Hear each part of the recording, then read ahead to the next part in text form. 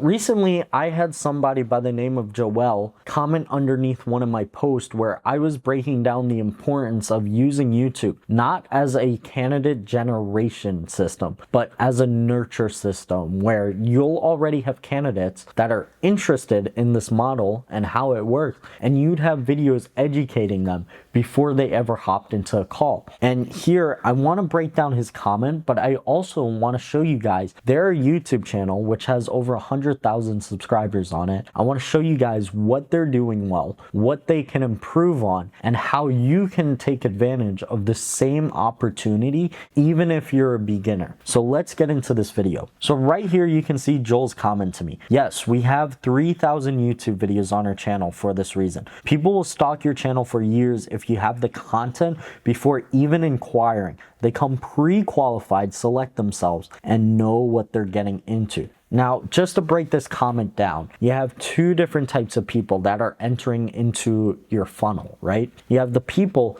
that are uneducated, right? They haven't really done much research. And then you have the complete opposite where they privately did this research, right? They were receiving information from other people, either it'd be Reddit threads, YouTube videos, Google, ChatGPT, right? And they're getting all these information from all these different sources where they could be getting this information from you. So effectively what's happening is you're only catering to one side of the market when your main focus is just generating candidates. Whereas if you were on both sides of the markets, generating candidates, but also educating them before they entered into your process, you would be able to capture both sides of the market. And I would argue that the people that wanted to get educated before hopping on a call is a much bigger margin of people, especially in the age of all the resources that we have, which is Google, AI, YouTube. So let's get into his YouTube channel so I can break down everything he's doing well and what I think he can improve on. So right here, this is his YouTube channel. You can see right here that he has over 100,000 followers with around 3,000 videos. And you can see on his channel what the content is looking like, right? You see a lot of different people on the YouTube thumbnails, and it's a bunch of different stuff, right? But you can see that the views are relatively low for the amount of subscribers that he has, correct? So there's definitely a way that we can improve this channel as a whole. So one thing that I noticed is he has different people in all the thumbnails, right?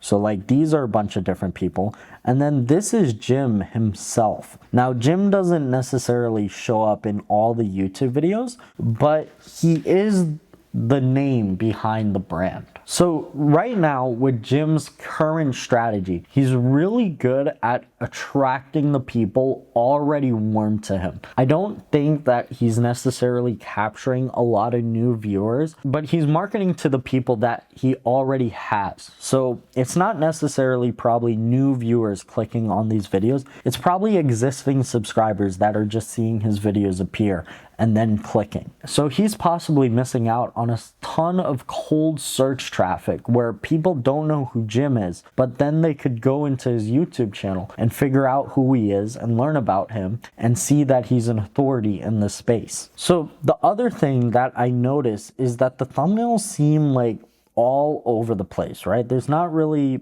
a structure behind them. They seem different each time, and there's different people, which makes it harder to build a brand that recognizes you within a few seconds. So every time you see a Nike swoosh on a shoe, right? You know the brand, you know what they're about, just do it, right? But for this, it's very hard to build brand awareness when you have different people's faces and different formats of thumbnails. So one thing I would do would be to create a thumbnail that is pattern recognizable, where if somebody was able to see it, they'd instantly know that it's a video from Jim. Right? So since Jim is in all the YouTube videos, I wouldn't recommend putting his face on it, but I would recommend possibly using the same color scheme, maybe the same gradient, the same font, maybe the same sort of pictures, where if somebody saw it, they know that it's a YouTube video from Jim. Now, I think there's a really good YouTube channel. It's actually a podcast that I'll throw up on screen from the person called Williamson. Now, if you look at his YouTube channel, you can see that all his thumbnails are relatively the same. And he's not even in all the thumbnails. But just by looking at it, you know that it's a video from him. So I would work to make a format like that. And then in terms of the titles, now this seems like a cool title, right? From all these manager to 250K, his first year cleaning crime scenes, right? Which is interesting business model, can't lie, right? But it's not necessarily searchable, right? So we want to make it almost kind of fun. So let me draw the thumbnail right here, and then we'll do the title here. So recently I saw this format pop off a lot, and it's called Boring Businesses, right? So I create the title, I'm a normal guy, but my boring business makes me $250,000 a year. Here's how. And that would be inside of the title. Then in the thumbnail, in order to create a curiosity gap, I'd have the person's face right here with a possible crime scene in the background, right? So that would induce a sort of curiosity, like, okay, this guy has what he's calling a boring business, but there's a crime scene in the back now, right? What's happening? Is this possibly illegal? Like, you know, there's a ton of questions that come up from that, but then they'll click because of that curiosity gap. Now, what I did right there is I removed all these targeting, right? Because this is a brand grocery store, right? And I changed it from, instead of targeting all these managers, because maybe they'd see this and they'd be more likely to click, I made it so now any normal person would want to click this, right? And be like, okay, he's a normal guy, but how is he making $250,000 a year? So there's a ton of little stuff like that I think can improve the channel overall. But there's another problem that comes into his current marketing system, and that is that he's only marketing to one section of the market. He's marketing to the people that are most aware to him, right? Where he's leaving out all these other subsections of the market that would possibly convert and want to start a franchise business. So the way I like to think about it is you have this circle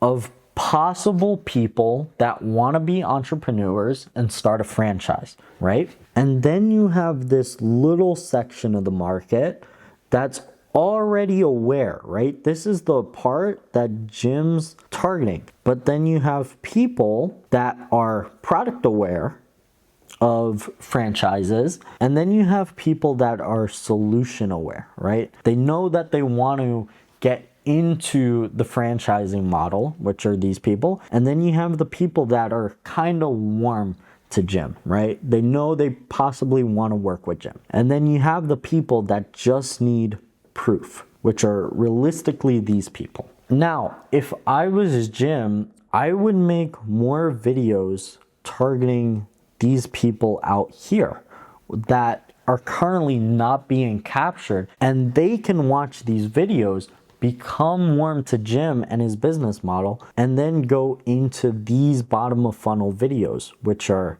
currently already on his YouTube channel with all of these. So then you might be asking yourself, okay, well, what type of videos will market to this section of the market? Well, you can have brief overviews of how to get started, right? You can, how to buy a franchise with no money down, right? How to buy a franchise with $20,000. How to buy a franchise within 2 months, right? How to buy a franchise without any experience, right? You can have these sorts of videos that people are typing into Google and they have objections about themselves, and then you can capture them and then convert them. So if you're a franchise consultant and you're looking to get this YouTube system implemented into your business, click the link down below. We'll do everything done for you. We'll do the ideation where we'll take a look at all your calls, analyze all the data, find the objections, and then we'll create videos that target specific pain points that your ICP is having. We'll do the ideas, we'll do the scripting, the editing, the thumbnails, the posting, the SEO, descriptions, tags, everything. All you have to do is just record for 30 minutes to an hour